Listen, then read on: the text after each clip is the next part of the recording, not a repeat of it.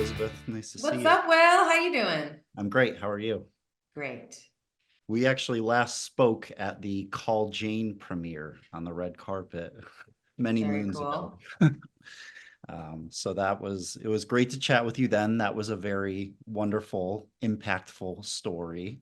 And now here we are with Skincare, which, is such a fantastic movie as well. And I think will, also strike a nerve with a lot of folks, in Hollywood and beyond. Uh, Thanks. Yeah, yeah. I think so too. Yeah, I mean, there are a lot of things going on with the movie. I mean, looking back on it, what do you hope audiences will sort of take away from it at the end of the Oh day? gosh. For me, what was interesting when I read it was I felt like there were so many it was so detailed in sort of establishing this world in LA, 10, 15 years ago. I love what we say in the movie, like beauty is a cutthroat business. It's like business is a cutthroat business. Yeah, yeah. I love all those like really specific details, but at the end of the day, I think this movie is like an existential crisis that's relatable on so many levels to so many people, no matter what industry you work in, right? That's the businesses cutthroat business part of it.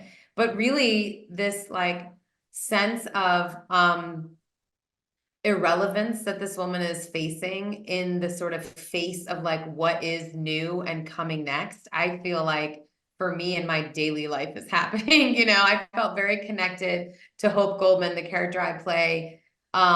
She is, an aging woman in an industry that prizes beauty and youth and the new above all else. And so I think we can all relate to that, especially right now where the technology that we're living with is all moving so quickly. I feel like none of us feel like we're totally on solid ground. Like the way we're conducting this interview is different than we would have done, 3 years ago. And in 2 years, like maybe I'll just be an avatar of myself. Like, do you know what I mean? Like, I just feel like we're all wondering, like, what does work look like?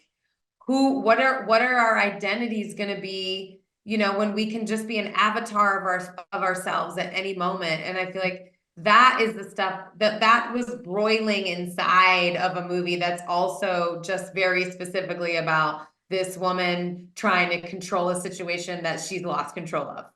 Yeah, yeah, well said. And yeah, I mean, yeah, that's great. And yeah, I can't wait for everyone else to see it. And I was reading, director Austin Peters calling Skincare a sunshine noir, which I thought is such a cool way to put it, which I agree with. I think that's a great way to put it. And so yeah, it's impactful.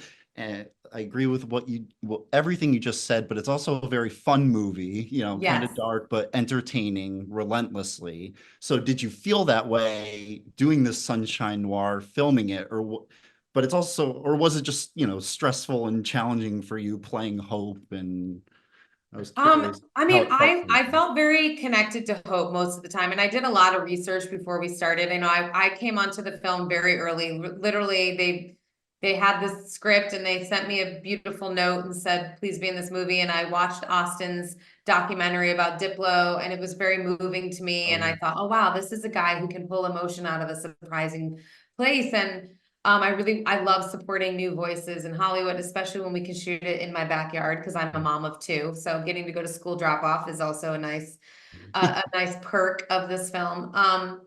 But really, I just felt like there was just so much to say, and we shot the film very quickly. So the pace of the filmmaking was also kind of essential to the pace of the final product. You know what I Right. mean?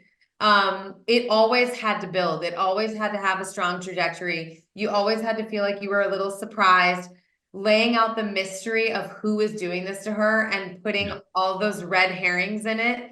I think noir is right. We talked a lot about noir. We talked a lot about the tropes of it, like making deals with the devil and trusting the wrong people, and people are never who they appear to be. And, all of those things, like a desperate woman shows up at someone's doorstep and says, "Help me, I need something." And then by the end is like completely use that scenario to her own advantage.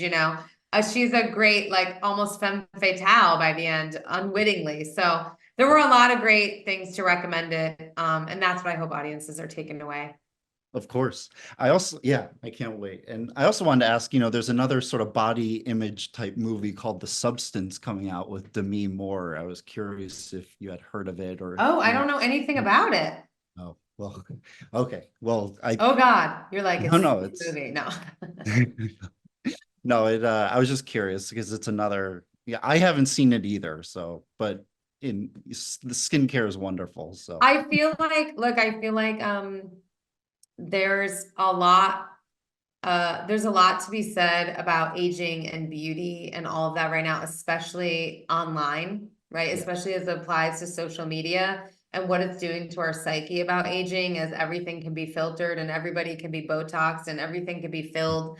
I just feel like I think collectively we're like losing sight of the privilege and wisdom of aging in a time when our billionaires are like gonna sleep in like oxygen chambers or something. I don't know, you know what I mean? I understand we've always been obsessed with the fountain of youth, but I feel like we're really obsessed with it right now collectively. It's kind of insane. I know. I agree. Yeah. Well, great. Well, thank you, Elizabeth. It was great to see you again. Congratulations again. And Thank you. I hope Tell we can, everyone to see the movie, or we can't make independent film anymore. I agree. I will. I already am. So. Thank you. All right, take care.